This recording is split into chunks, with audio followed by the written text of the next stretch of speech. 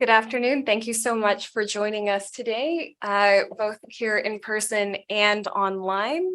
We're delighted to join you today to talk about this panel, Gender and the Internet, a Source of Division or Community. And what we've been asked we've asked the panelists to think through, reflect on, and share their expertise with us today in their particular areas of passion, commitment, interest, and research, is discussing the following broad framing questions with a very open invitation for our speakers to take this in the direction that is of most interest to them, and hopefully then to engage in conversations with yourselves. And so the questions we'll be thinking about, at least initially today, is why are the internet safe spaces at risk? What has caused or allowed this to happen? Is the internet still capable of hosting truly safe spaces for people of all gender identities? Or has a culture of discrimination and hatred unfortunately become too normalized? Finally, of course, how can internet governance better advance gender diversity and equality and build an internet that is safe, beneficial, secure, and inclusive and supportive of all users? So again, thank you so much for joining us for this conversation today that I know is very close to all of our hearts and probably yours as well, and that we're working together to make sure it's closer also to the heart of all of our policy and governance choices. And so with that reframing in mind, I am going to hand over to our first speaker, who will be Seyi Akiwowo, author, founder, and CEO of Glitch. Please go ahead. Thanks so much. Good afternoon, folks. As introduced, I'm Seyi. I'm the founder and CEO of a small organization called Glitch. Glitch was founded in 2017 after my experience of online abuse, when I was then a politician for my sins. A video of a speech that I made at the European Parliament went viral, and that was my first encounter of the term misogynoir, the idea of racism and sexism combined to create a different form of discrimination that I was experiencing online. And then flash forward now, Glitch is a charity of 3 years with an amazing growing team that is dedicated and passionate about making our online spaces safer. So to your first question, is it possible for the internet to be truly safe? We believe so. We believe that there are these glitches. Some maybe 5 years ago was unintentional. Maybe some now I would say is there's more awareness of it, and there's like a willful ignorance about it. But there are these glitches in our internet that is stopping our online spaces, our social media platforms, our innovative tech tools from being safe for all. And we believe that the solution to addressing these glitches, so we can all benefit from the rapid advancement of online spaces and technology, is by centering Black women in the design of tech platforms. And there's lots of evidence for why centering the most minoritized in policy making works, in governance works. We see it in safeguarding, we see it in governance of schools. Again, for my sins, I was also a school governor. That stuff is hard. And when you center and think about not leaving one person behind, all children should be centered, kids with special educational needs and learning support. If you center them, then you can be sure that everybody is feeling safe online. And that's why we believe and we advocate for Black women to be at the center of this. And by centering Black women, we are essentially saying center intersectionality in your governance approach. Center those that may not be in the room, that when these tech platforms are being designed, those that may have multiple intersecting identities that cause diverse and new forms of harm. And at Glitch, we're so passionate about this. We've been campaigning for the UK proposed regulation, the online safety bill, to centre women and girls, because there were 262 pages before these new series of amendments. 262 pages, one of the first of its kind to regulate social media giants, did not mention women and girls once. So how can it claim to be the online safety bill for for UK citizens and it misses out 50% of the population, how can it claim to be the online safety bill when it doesn't take into account that gendered harms does exist, that women are 27 times more likely to be abused online than men, and that Black women are 84% more likely to be abused online than men. And I'm really glad to be joined by Mallory, because something we also talk about at Glitch is that we don't have enough data around LGBT plus experiences on the online space as well, and disabled folks. But the evidence that we do have is enough. And so we should be centering Black women and intersectionality in our approach, in our decision making. And we're really glad that we've got the amendment to the online safety bill, which will now include women and girls 4 times in the bill. So we're really pleased for that win. But there is obviously more that can be done when it comes to governance. And with the remaining time that I have left, I want to inspire the room to think about governance from a place of joy. And how do we ensure and protect joy and exploration and experimentation and maybe mistakes as well online, than just governance about let's make sure people are not bad. Let's make sure that we are free from not being sent rape threats and death threats and being exposed to now deep fakes and all sorts. Because there hasn't been a handle on online harms, it has pushed us all to be in survival mode around governance, So just think about the minimum: Trust and Safety Council's regulation, code of practice, safety by design.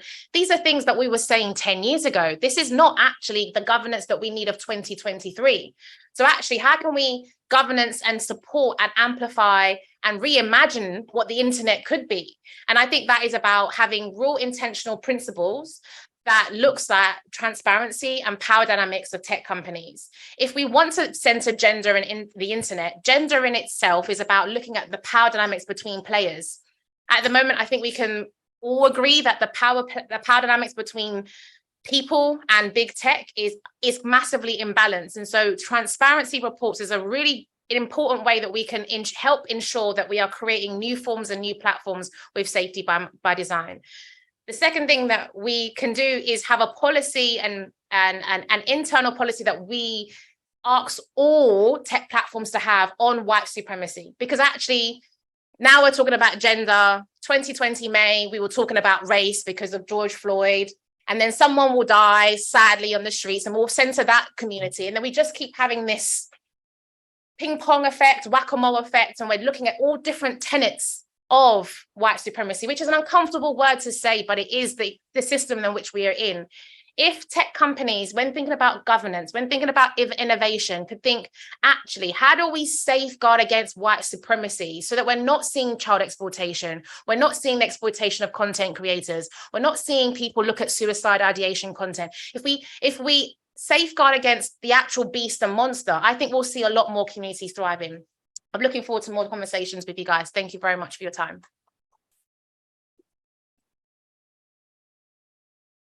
Well, thank you so much for sharing your thoughts and insights with us. And I am so struck by the idea that governance should involve joy. And I really just really appreciate that very much. And I also am very much looking forward to what our next speaker will share with us. So I will now hand over to Professor Bernie Hogan, who is Associate Professor at the Oxford and Internet Institute. Yes, please go ahead. Thank you very much for that. It's very gratifying to be able to speak. Yes, it's very gratifying to be able to speak to such an audience here on this. I'm a sociologist and a computer scientist at the University of Oxford, the Oxford Internet Institute, where we do look at life online and policy. My work is focused, as was mentioned earlier, on matters of identity and how identity is represented online, having looked at how people in the global south are being represented on Wikipedia, how women are being represented online in coding cultures or on crowdsourced platforms. And near and dear to my own heart is how queer communities are being represented online. I was told maybe you try to hit three things in 3 beats here, so I'm going to try for the 3 of them here in some order. The first one is an interest in mutual antagonism and how we are able to identify mutual antagonism as producing hostility and producing unsafe spaces. This is through and I think that we can identify in many examples, whether we go to subreddits, tweets, Facebook, of people defining a group boundary and then suggesting that those on the other side of that group boundary are speaking insincerely. We see accusations of the feminists as if it's a sort of an intersectionally, there's an instrumental group that are trying to like do a hostile takeover, or that community or the woke community. But on the other hand, it may be more challenging to think about other sides being considered as insincere, whether they are or not. And this would be, for example, people with naive questions, uncertain questions about, say, trans persons and health, about people of different cultures and different classes. How do we manage people whose opinions are uncertain or naive in such a way that we don't induce mutual hostility, push people into groups, call young men incels for having naive questions? How do we get back to an internet of joy where we appreciate others as being sincere actors in this space? And how do we seek out that sincerity? We have not focused so much on sincerity as we have on authenticity in this space. But in focusing on authenticity, that requires a real significant investment in what we believe to be the truth. While that is very important, it is always to be contested. And so we need to look to the nature of the questioning of that and see, are you questioning it from a sincere point of view? You misunderstand, people may be put out, or are you doing it from a cynical point of view where this is meant to sort of attack another side? And unfortunately, we see a significant amount of cynicism present in our communities. Identifying it is harder to identify than misinformation. People can use misinformation in a sincere way. We can tell jokes, do parodies, satirize, and see this as a form of political speech. But where it gets problematic is when we have people on the other side and not even seeing them as human even sometimes. So now the second point, other than sincerity as opposed to authenticity, is where we think of people as being skeptical and skeptical of this truth. And how do we manage this? We have already seen within a day accusations of insincere deployment of misinformation on threads, where subjective statements by politicians that we would probably disagree with were seen as misinformation. Now, what happens then is that communities take a hold of this. They say, look, see, these people are trying to police and regulate us, and it's really against us, and the woke mob are after us, for doing this. And what we have is a breakdown in an appreciation for the intentions of others. And in doing so, we might say, let's regulate Facebook, let's regulate Threads, let's regulate Twitter. But then people scatter, saying these spaces are not for me, and end up on 4chan, 8chan, Reddit, Discord, other spaces that they just push into and create hostile communities. Now, of those communities, that seems to be the most polarized or most split, the one that concerns me the most right now, and which I wanted to spend a little bit of time on with the time I have left, is communities concerning generative AI.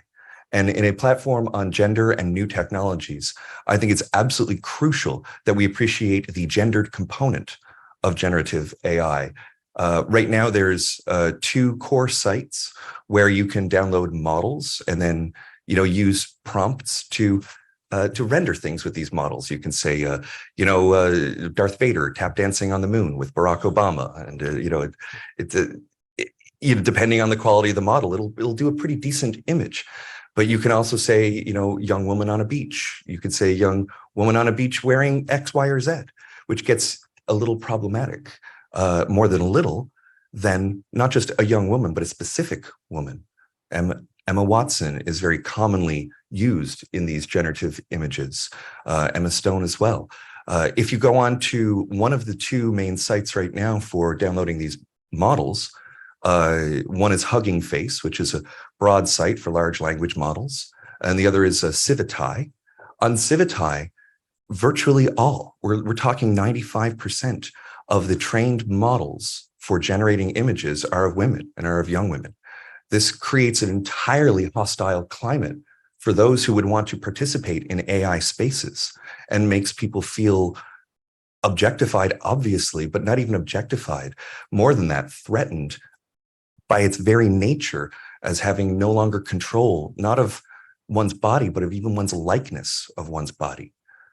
The likeness is something that is not fully established in law globally. In some places, the likeness is seen as an artistic expression. For others, it's seen as a matter of trade. But for all of us, we have a likeness and we are identified by it.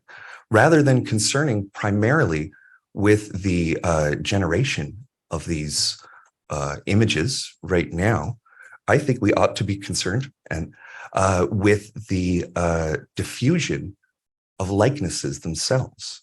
Can someone train a model on me, distribute it, and facilitate the means by which another person can basically make me as a doll to do what they want?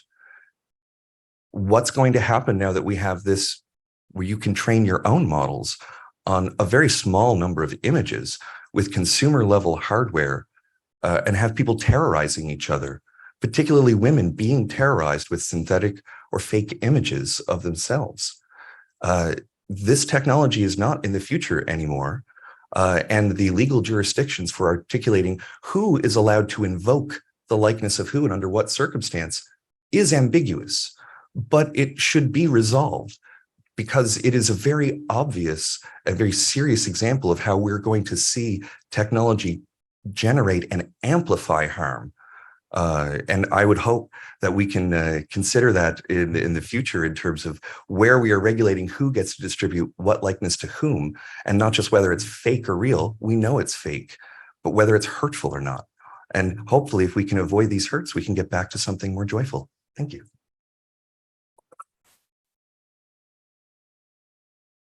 Thank you so much for those insightful and mildly worrying comments that I think give us a lot of food for thought in terms of highlighting the gender dynamics of an emerging form of tech and how it hooks into these other broader questions that we've been having for, unfortunately, quite some time. I am now delighted to hand over to our next speaker. I'm pleased to reintroduce you to Mallory Moore, who is an independent researcher with the Trans Safety Network. So please go ahead, Mallory. Hi, yeah, so I'm a researcher with Trans Safety Network. I'll talk a little bit more about what we do, but and I just wanted to say I'm really grateful for the comments earlier and for what you said about the importance of intersectionality. I'm going to focus quite a lot on the specific harms that are happening to trans people right now, because I think Trans Safety Network's possibly the only body in the UK doing research on it. And we're a largely volunteer-run organisation, and I just want to illustrate some of that because it sometimes goes missing otherwise. So for many trans and gender diverse people, the internet's the first place that we are safe to explore and express our gender identities. This can be for many reasons. It could be concerns about discrimination in our workplace or in our place of education. It can include fear of difficulties in the home and potentially even a risk of domestic abuse from those closest to us. Or it can simply help us to overcome isolation and lack of local resources, especially with our very centralized, often very centralized, specialized and difficult to access gender affirming care systems. Further still, we use the internet to access educational resources and learn about safer sex practices. Something that's often increasingly difficult as there are mounting media attacks on even using terminology in ways that are inclusive of trans people and that trans people feel comfortable with. So there's these growing attacks on even the idea of a service that exists that doesn't actively drive trans people away from using it in terms of sexual health, reproductive medicine. Trans men are often find themselves uncomfortable accessing services where they are pregnant for instance, or where they might be at risk of cervical cancer and they need smear testing, or all these sorts of other things. So the internet is the space where, as a very small minority of the population, we are able to find each other, to give each other information that's not available through mainstream services, and that the information being available is attacked daily in the national press. To help educate each other, educate ourselves, to organize each other, to give each other peer support, and to create these networks that are fundamental for trans survival. This first brush with trans identity exploration that so many trans people go through, and the risks which make online safety so important, are a microcosm of some of the currently significant challenges we face more widely in terms of internet regulation, digital citizenship, and ownership of online space. It's not just a space for personal exploration and self-actualization. It's a space that allows connections with like-minded people so that we're able to organize to defend our civil rights and to advance to advance trans liberation as part of like an intersecting movement alongside feminism and other struggles. My organization, Trans Safety Network, is made of trans people spread across England and Wales. The first few members, we weren't even in the same cities as each other. We met online through a shared interest in the attacks that we're facing collectively. We connect online, again, to researchers on multiple other continents, people in Latin America, people in North America, people in China, other people who are facing attacks as part of a transnational movement against trans people, against sexual and reproductive rights, widely known as the anti-gender movement. We document harms to the trans community in the UK. We share threat patterns that are happening in the UK with other researchers internationally. We publish information that's then of use to allied campaigners, social workers, safeguarding professionals, and so on, to use the resources we produce to reduce anti-trans harm. It's not an exaggeration to say that we couldn't do this without internet resources. The entire thing happens online. It is an absolutely core survival resource, a basic utility for anything that we do. And at the same time, we're facing a handful of quite significant threats to online safety that's necessary for our work and the work of other human rights defenders that are engaged in it with us. Many will be aware of the deterioration in safety, for instance, for trans people and other constituencies on the world's biggest mass participation forum, Twitter.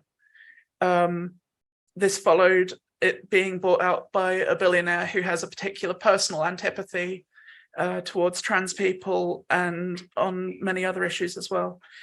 The ownership of these key public spaces by unaccountable wealth puts everyone at risk of the caprices of our digital landlords. There's no two ways about this. His activities during the Twitter Leaks media event, which he staged, make it seem likely that he is willing to give journalists and activists and other groups access to underlying platform information and private messages and so on. Which brings us to a set of significant concerns we face as trans safety researchers. Current legislation proposes in the UK to approach the question of safety by mitigating anonymity. It's assumed that the main threat to safety online is not from the powerful institutions responsible for maintaining the internet, or even the celebrity demagogues who routinely, in their own names, single out not members of the public, but individual trans people, nobodies, who are going about their daily business and then launch to audiences of millions of fans of these celebrity anti-rights figures in order to target them for attacks. By far the most extensive form of attack on trans people online is doxing, collating personal information gathered about a person, publishing it in a location that can cause them harm. Because trans people are overrepresented in sex work online and off, this routinely includes widespread targeting of trans adult content producers, full-service sex workers, through a mixture of revenge porn attacks, stalking them at their and targeting them at the non-adult industry workplaces, educational institutions, and so on, forcing them out of white market, like standard industries, keeping them confined and having reduced choices about how they keep themselves safe. In addition, efforts to mandate automatic detection and censorship of illegal or harmful content often end up targeting minority groups, and this has also been flagged by platform owners as a risk to private messaging security. We engage, Trans Safety Network, engage with a range of vulnerable people affected by anti-trans harm on a regular basis. Some of these people live in jurisdictions where the government themselves are outright openly hostile to trans people. The idea of weakening these communication links that are allowed by private messaging within many social media services puts those people at risk because we can't keep their communications safe, potentially, and that's disastrous. Opening communications to automated scrutiny creates new risks, specifically to those who may be already facing vulnerable to huge risks themselves, making it harder for us to interact with them in the way that preserves the safety. We've also seen recently how unmasking efforts and this is relating to real world non-internet spaces and how that interacts with online spaces. Unmasking efforts as a result of police orders that have happened at protests in South London relating to drag queen story hours. The police have made orders to stop people from wearing masks, and the upshot of this is that, again, these right-wing actors specifically target people who have uncovered faces, who are just trying to defend their own communities, the LGBT community events, from violent right-wing actors, and to attack them. These are violent right-wing groups involved in much of this stuff, and they're doing cash bounties online to identify these people completely in their own names, under registered organizations. There's no accountability for it whatsoever. The dangers of de-anonymizing, particularly people from minorities, especially when when the police and the government aren't on the side of a minority group, is really dangerous, even in a liberal democracy like the United Kingdom. It's crucial for trans people and everyone that social media users have the ability to control online spaces that they are stakeholders in. For internet spaces to be safe without discrimination, it's key that regulations don't assume the goodwill of the government or of the platform owners, and that the underlying technologies are architected to defend the rights of users by default. It's only through a degree of ownership over our data, how we choose to associate and interact online, and being given the tools to defend ourselves from actors that aim to cause harm, that we're able to create the safe spaces that we need.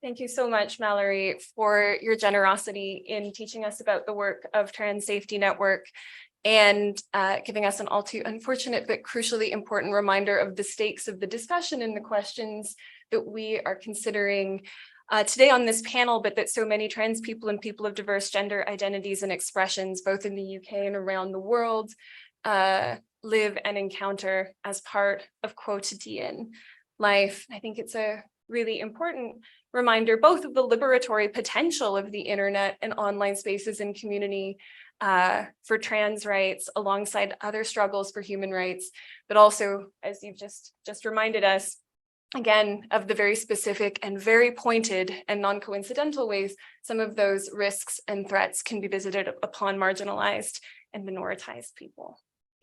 Following on from that, I am going to hand over to our final panelist, Isabella Wilkinson, who is a research associate in international security at Chatham House.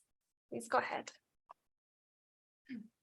Okay, that seems loud enough. Thank you so much, Kate, for the introduction. I hope everyone can hear me if I just sit back a little bit. And thank you so much. IGF, UK IGF, for hosting a panel conversation on such a pressing issue. It's really, really great to see this as part of the agenda this year. Before I begin, I have to say I feel a little bit nervous. I feel like this panel just brings such a wealth of invaluable expertise and really interesting experiences to the table, and it's a real honor to be part of. So thank you so much, everyone, for everything that's been shared already. As Kate mentioned, I'm part of the International Security Program at Chatham House. I work on our quite diverse cyber policy portfolio, where advancing equity, inclusion, and diversity in cyberspace is a key thematic priority for us, not just in individual research projects, but also working towards a way to comprehensively mainstream this across various projects and activities relating to cyber policy. And I think that in a lot of our work, we come up across a pretty common misconception, which is tech is pretty neutral. Cyberspace is cyberspace, and I don't really think conversations about gender and feminism, intersectionality have any place in them. And so a lot of our work is really dismantling those misconceptions and really making the case for a gender sensitive and a gender mainstreamed approach to various cyber policy areas, not just saying that it's important, but also that it's valuable. It makes for better policy. It makes for a more resilient cyberspace. So I think in my remarks today, that's really the theme that I'm going to continue returning to, which is what are the key drivers of internet resilience and kind of the role of gender within this. So to return to some of the panel's guiding questions, the first one really asks why the internet safe spaces are at risk, or if they're even at risk in the first place. And my answer to this would be a resounding yes. In recent years, in my research, and I'm sure in all of our research and activities, we've witnessed an absolute explosion in the diversity of gendered cyber harms and the gendered impact of cybercrime against the threat landscape, which is evolving too quickly and often too disruptively for policy, legislation, regulation, even awareness to keep up with, right? So we've got this gap in awareness, we have a gap in operationalization. Some examples of gendered cyber harms, which are really making the headlines and also really concerning policymakers, practitioners, academics, would be examples that I think the panel has definitely touched on. Hacking social media profiles, which in itself have specific kind of gendered impacts for example, women, maybe sex workers, minoritized groups. The non-consensual sharing of intimate images as well, which I know is a real topic of conversation among UK policy circles at the moment. But also maybe some examples of cyber harms which maybe people wouldn't make the initial connection between. And what I mean by that is, you know, we see ransomware cyber attacks making the headlines all the time. And a lot of the time, and I'm returning to the first misconception I noticed, people don't realize that this might have specific gendered impacts. So when we're talking about gendered cyber harms, of course, we should be speaking about things like hacking social media accounts, so, you know, child sexual abuse and exploitation material online, and, you know, the non-consensual sharing of intimate images. But we should also be considering other types of cyber crimes and cyber incidents, which carry specific direct and indirect gendered risks. So what I mean by that, for example, a ransomware cyber attack on a piece of critical national infrastructure. If we think about a ransomware cyber attack, that might be on a hospital. Sensitive patient data and personal information could be encrypted, it could be leaked on the dark web. This carries risks for everyone involved, but it carries specific gendered harms for women, minoritized groups, members of the LGBTQ+ community, particularly people who are trans.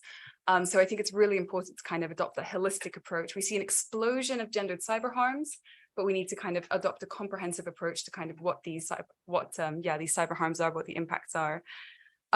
A key enabling factor, I think, for this explosion of gendered cyber risks, obviously, is this, you know, I keep saying explosion, but I really mean it, explosion in the diversity of criminal actors, technologies, victimization, kind of mechanics of victimization. But a key enabling factor, I think, are these blind spots in policy and governance and regulation. A lot of really good policies designed to protect safe spaces online, designed to prevent and combat cybercrime, are gender blind, which immediately creates this blind spot, right? And it returns to what I said before. Good policies center the needs, priorities, voices of minoritized groups. And I think it makes for more resilient anti-cybercrime policy more generally. And I think it'll be great to discuss as a panel, steps to kind of close that gap in awareness any deficiencies and kind of policies that are aiming to combat cybercrime that aren't really addressing the gender dimension of that at all points of the cybercrime life cycle. I know that I sound quite pessimistic, and so I think I'm going to try to wrap up my remarks by addressing the second guiding question of the panel, which is to say, I think the internet is capable of protecting safe spaces. And, I know that I'm really tying in conversations on cybercrime resilience into the conversation on safe spaces. But that's precisely because I see building anti-cybercrime capacity in a gender sensitive way as a key enabling factor to protect these safe spaces and safeguard them for us today, and also for future generations and users and non-users of the internet and all diversity of gender identities. And I think that on multiple levels, we're seeing a lot of really positive moves towards adopting a more gender sensitive approach to anti-cybercrime measures, internet governance and related fields. On the international level, the UN has a new convention that they're currently negotiating. Kate's smiling, we're going to do a lot of thinking and talking about this. And really for one of the first times in such a forum, conversations about gender mainstreaming across the provisions on criminalization are gaining momentum and gaining ground. And so you can see, even in an international, UN setting, a jump from, okay, we're raising awareness about this, we're coming to, common terminology about this, to actually, what would this mean in a treaty text? And what would this mean for, almost leveling up different provisions included? For example, how can we make provisions on criminalization stronger with a gender perspective? And of course, I think the landscape is not without its barriers, but it's really, really exciting to see that. So that's something that I'm somewhat excited about on the international level. On the national level, I mean, as Seyi mentioned, it is brilliant to see gendered considerations in the online safety bill. And I'm sure there's a bunch of other national initiatives that we can discuss in the Q&A. But I think that, taking this outside of policy circles and a little bit more towards the practitioner side, there's a lot of really interesting research and thinking on how to kind of close that gap between awareness and operationalization in the cyber capacity building community. Because I think at the end of the day, it's great to have conversations about gender mainstreaming, internet governance, cybercrime policymaking, but we do need to kind of build skills, awareness and capacity with policymakers and practitioners, moving beyond building understanding to actually building those skills. And I think something I'm quite excited to mention here is Chatham House has recently been doing some work to identify and kind of tailor a toolkit for policymakers and practitioners to use when, for example, they're developing a policy on anti-cybercrime. That maybe this is in something to do with hate speech, maybe this is something to do with preventing unauthorized access, or like threats to critical national infrastructure. And so this toolkit basically walks the toolkit user, ideally policymakers and shapers, practitioners, through the steps that they need to go through in order to integrate a gender perspective at various levels. So, for example, establishing a policy enabler who's going to fight for that policy in various like institutions and government. For example, by drawing on multi-stakeholder expertise. And so that's something that's exciting, and I think very much the tip of the iceberg for other conversations about gender mainstreaming, building anti-cybercrime defenses in policy circles, in practitioner circles, and ultimately building that capacity and awareness to protect the internet safe spaces. So I think I'll finish just by returning to my earlier point on resilience. I think when people are I think there's lots of competing definitions for internet resilience out there, but I think something that I really liked about last year's UK IGF is that people understand it to be not only technical, but also socio-political, right? And I think for me, my working definition of internet resilience really gets down to like meaningful connectivity, access, the feeling, the perception of safety, security online. And I think that when all diversity of gender identities can't access the internet, can't exist in cyberspace without safety, security, reliability of access, that's in itself is a threat to internet resilience. So I think I'll end it there, and thank you so much for your time and attention.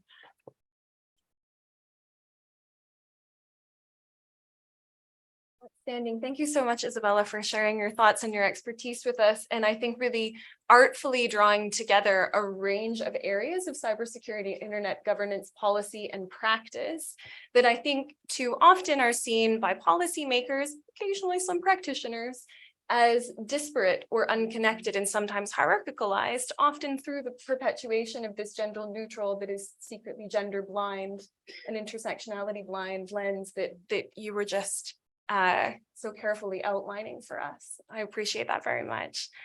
Friends, it is now your turn to ask any questions that may have sprung to mind over the course of the panel.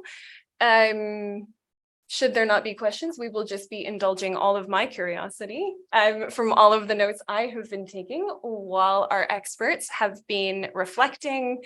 But I will now turn the floor open for questions, reminding everyone, of course, in the spirit of feminist discussion and consideration, that we're always approaching questions, of course, as I know in this space, the inclusivity, openness, and curiosity. And so would anyone like to be brave and venture the first question? Yes, please. So we'll start with our friend here and then here. Yes, good afternoon. Olivier Crépin-Blanc from Ice Hockey UK England. I have a question. I arrived actually in the middle of this session, so I think it's Professor Hogan. It's you, yeah, okay. With regards to ChatGPT, and you mentioned this imbalance that you have with the type of art, I guess is what you can call it, being produced or being asked for online. Do you have any potential solutions for this sort of thing? Because it's such a new area, it's a brand new area. Is there legislation necessary? Is there, I mean, how can you direct the type of request that people ask for these type of things? Thank you for that. Sure. Oh, yes, please. Sorry, apologies, friends. I'm just going to take another question, then we'll do a couple at a time. Thank you so much for introducing yourself. Please, subsequent participants to do so as well. I think our friend in the back had a question as well. Hi, everyone. James Shiles here from Chatham House. Question on data markets, really. It's like we know that a lot of data markets use very simplistic versions of gender and other identities to segregate, to categorize, and ultimately to sell. And this data is also used by governments as well. What would be, especially transnationally, what would be your recommendations or suggestions for how to improve or constrain these markets? Okay, so just, like a really small, super simple to resolve question from James from Chatham House. Any other questions? Not for the moment. Brilliant. Okay, so I will hand over to the panel, but with a brief addendum of my own, which is to expand on this question and invite the panelists to reflect on any sort of, with air quotes, practical solutions or concrete suggestions they may have about addressing the forms of gendered and intersectional insecurity that they drew our attention to within their own comments. So, and then if it's all right, we'll just sort of go down the table in this direction, if you don't mind beginning. Sure. Perfect. Thank you so much. Thank you. Regarding the data markets, I'll take a pass on that one to spend a little bit of time on the AI issue right here. ChatGPT has been a very awakening sort of experience for a lot of people who hadn't yet experienced the inferential power of artificial intelligence. It really is quite impressive at inference. It is slightly different than the AI tools that I was considering with respect to imagery. But because in imagery, I think it's a little easier at the moment, at least, to identify intentionality. And so that which comes out the other side, back to my sort of shtick on sincerity, we can see whether it's a sincere or insincere representation of someone, whether it's a misrepresentation. With LLMs, because of their inferential capacities, we can't make any such guarantees. To that end, I am begrudgingly with OpenAI on the imperatives of reinforcement learning, human reinforcement learning, and forms of considerate interrogation that account for diverse perspectives and populations before these systems are released in any commercial or mission critical framework.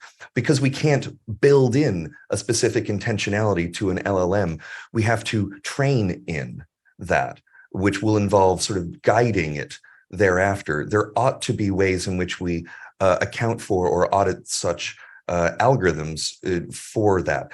That is not going to be the case for personal or private use of LLMs, because the technology does facilitate the possibility for people to train in anything they want, any sorts of language, any sorts of text, and try to see what the inference happens out of that. However, when then fed back into a socio-technical system, I think we have to do that responsibly and not merely just say, you can talk to it, therefore it's good. We have already had examples of people manipulated, and particularly from a gendered point of view here, exploited through either their invocation as a personality or being sort of taken in by virtual girlfriends or something of that nature. And so I think we really have to be much more mindful about what we expect out of these LLMs in the future, and come up with at least a series of standards for expectations of common decency that we can cross-check the LLMs before they're put in a future system. The EU has gone some way to that, but I don't know what the sweet spot is, but I will say that that's my direction. Thank you. So with respect to regulation of generative AI, I guess my perspective on it is that currently the attacks trans people are facing are much more prosaic and not particularly dealt with well through revenge porn, which tends to not really deal with people who have disclosed images through sex work. In the same way, it doesn't deal with those in the same way as in intimate images shared with a partner. And the upshot of that is like systematic discrimination against trans people and other groups of people who are disproportionately represented in the sex industry. The other side of it is just in terms of, just a quick reference point in terms of one of the forms of harms that generative AI is being applied to for trans people is like, and I think this speaks to difficult and inevitable and persistent issues with generative AI in general, is that, for instance, these generative AIs are used widely in like TikTok filters and image manipulation of various other kinds than simply hijacking someone's likeness. So one of the most common ways that that's abused online on social media is trans people being gender swapped hostilely by transphobic actors in order to shame them and say, this is what you really look like. And this is obviously psychologically really painful for trans people to be confronted with. Evidently, this is an artificial image of a person that doesn't exist, but looks like them. But nevertheless, they're being confronted with ways of degenerating them, attacking them on a point that's particularly sensitive for them personally. And yeah, I think the issues with generative AI go far beyond simply cloning people's likenesses, and the creative unpleasantries are pretty much boundless, and I don't know where you start regulating that. In terms of data markets, my big comment would be people are concerned about data markets. They're right to be concerned about data markets, but the other side of it is also cross-platform ownership, for where you've got things like Threads and Instagram and Facebook that are all owned by Meta, or any other cross-platform linkage, which is a rapid accelerator of doxing efforts, because the same accounts are shared across multiple platforms. And that's how you find out someone's identity, because they shared one piece of information one place, another piece of information another place. These pieces of information were safe to share at different locations, but put together you get someone's address, that kind of thing. So I think it's more than just data markets. I think it's about how flows of data are shared between different ostensibly to the end user, different entities that are really the same entity underneath as well. Thanks so much. So again, for my sins, I sat on, and it was briefly mentioned, Twitter's Trust and Safety Council for a good few years, and I can't believe I'm wishing for Jack Dorsey back, but I am. And until Elon Musk disbanded it, there's that, along with sitting on TikTok's Trust and Safety, I've been thinking a lot about what does practical regulation look like? Because sitting on the activist advocacy side, it's all good to say, we want this, and this. But then when you go and see how tech platforms work, how they are scaling so quickly and across different markets, you can see the practical frictions. Doesn't mean it's impossible, and I think they lean too much into how hard it is. It's because I don't have enough women in the room. That they I'm more sympathetic with the considerations that needs to be made. And then I'm also because I also feel like sometimes history is repeating itself. So with TikTok's being a second generation platform versus a platform like Twitter, I feel like some learning has definitely been made by TikTok, but I think alternative platforms, second generation platforms are still repeating the same mistakes. So I'm always resistant to wanting to solve ChatGPT and solve this new form of harm. Like, how do we really think about a principle? So to the question around data markets, I think there's a principle around consent that we need across, no matter what platform, what tech, whatever it is. I think we need to talk about consent. And I think we have a problem with consent offline, so it translates online. If you don't respect women's bodily autonomy around healthcare offline, you're definitely not going to respect it online. And that's why you see things like deepfakes, which was an issue before ChatGPT, but because ChatGPT can impact men more than women, whereas deepfakes has been disproportionately impacting women, we've completely missed that conversation. And we've completely missed how generative AI was used to take a photo of a woman and then nudify it on apps. And that someone has created that, and there's now a demand for that. So we've completely missed the conversation and jump to ChatGPT. So actually, how do we zoom out? Because I also think, and this is where I do sound a little bit like a conspiracist, I do think the whole ChatGPT smokes and mirrors. I think it's all been amplified to distract us from something else, like Threads, for example. That just came out of, or that has come up out of nowhere. We haven't had time to see actually the pros and cons of that type of platform. So I actually think that the whole thing smokes and mirrors. But consent. We have a problem with consent in this country. We have poor sexual education in schools. We have poor respect for people's bodily autonomies. Look how hard it was for the UK to get on side with wash your hands for 20 seconds, wear a face mask. We were the first ones to take away our face mask. There are still many countries that are embracing face masks. We have a problem with consent and social distancing. And I'm making light of it because it's quite a depressing conversation, but it's true. And I think if we start thinking about how to respect someone's right of existence, how to respect someone's autonomy, and therefore by extension their data, I think a lot of these things would be solved and not get pulled into what I feel is whack-a-mole. And I think that then links to respecting consent, links to respecting and humanizing people. And I think what we're seeing with the attacks on trans communities, black women, all of this dehumanizing language, we're now seeing dehumanizing images. So I'm now concerned about generative AI, meaning that when you type in or search the word black, are you going to see things like monkeys, people who are slaves, mammies, all of those stereotypes that we have for so long tried to educate people around, where now it now feels like we're going back. So a principle I think we should embrace in terms of governance is consent. I think to fund a lot of this work, I think that's been a conversation that we haven't had yet. I think to fund a lot of this work around governance, accountability, policies, also training people who are online, and as rightly said by Mallory, don't have parliamentary police officers to support them with reporting abuse, who are your everyday people online.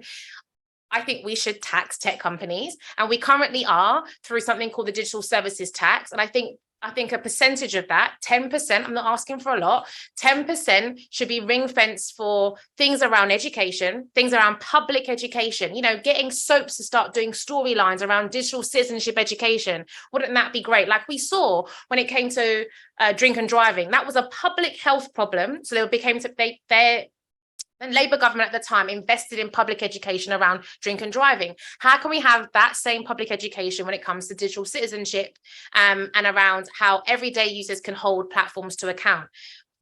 Taxing tech companies as well, and I'll end on this, can also make sure that we are redistributing some of the wealth and the power imbalance, because we can't keep up. Like I said, I think the ChatGPT thing is all smokes and mirrors. At the same time, Elon Musk is now threatening to sue researchers with API access to platforms, meaning the little window that we saw into how bad Twitter was, that gave us an insight into how bad Meta was, we are losing by the day. And so having a funded and ring-fenced and protected amount of money would mean that we can continuously stay on top of the new forms of harms and new bad actors that are forming in the new patterns and the grooming, which we haven't even had time to talk about, that is happening and is going to happen as we have a cost of living crisis. Crime doesn't just go up offline, it will go up online. Thank you so much. Let's go ahead. So yeah, no, I'll keep this brief, and on the issue of data markets, I think Mallory and Seyi, I'll defer to your fantastic experience here and super interesting remarks, but really good to loop in a conversation on generative AI, and I think I'd like to briefly build on the AI point. We know that AI and advancements in AI are going to have an incredibly disruptive impact on disinformation and influence operations. And it's pretty well established in the field that disinformation and influence operations has quite a concerning gender dimension. Chatham House research has done a lot of looking at disinformation and the ways in which narratives on, for example, against Euro-Atlantic integration in Russia's sphere of influence also build on like gender stereotypes and perpetuate gender and LGBTQ+ harms. And so when we're looking at the potential, you know, scalar effect of generative AI on disinformation, it's really important to apply a gender lens and think about, okay, well, what does this mean for, you know, cybercrime? What does it mean for like hate speech and harassment of women and minoritized groups online? Because we need to recognize that large language models, even though maybe some of it might be smoke and mirrors, technically speaking, they do have the potential to accelerate the kind of speed, scale, scope, tailored and, you know, tailored kind of specification of, you know, disinformation and influence campaigns. And I think this could have quite a disruptive impact on the victimization, the narratives used, which I think, as we've discussed as a panel, can go a long way to perpetuating gendered harms. And of course, as we see all over the world, the disinformation, particularly surrounding, you know, gender identity, particularly surrounding the LGBTQ+ community, this isn't just a harm that's limited to online spaces. You know, it jumps immediately from the online spaces to offline. And just recently in Georgia, which has been, you know, the target of a great deal of gender disinformation and disinformation about the LGBTQ+ community, we saw kind of this jump of incitements to violence online by kind of far-right radical groups to actual kind of harassment and violence offline against Tbilisi Pride. And this is an area that Chatham has done a lot of previous working and research on, so thought it was worth mentioning. Thank you so much, Isabella. And thank you very much, friends. Our time together is more or less up, but thank you for joining us for this really important conversation and series of reflections about gender, intersectionality, privacy, rights, and marginalization, inequity, inequality, sort of traverse the online and unfortunately the offline in both predictable and sometimes new and creative, unpleasant ways, but also likewise how the struggles for rights and solidarity and liberation in response to and joyously embracing the substance of those identities, experiences, and communities likewise can and are interlinked. So thank you so much.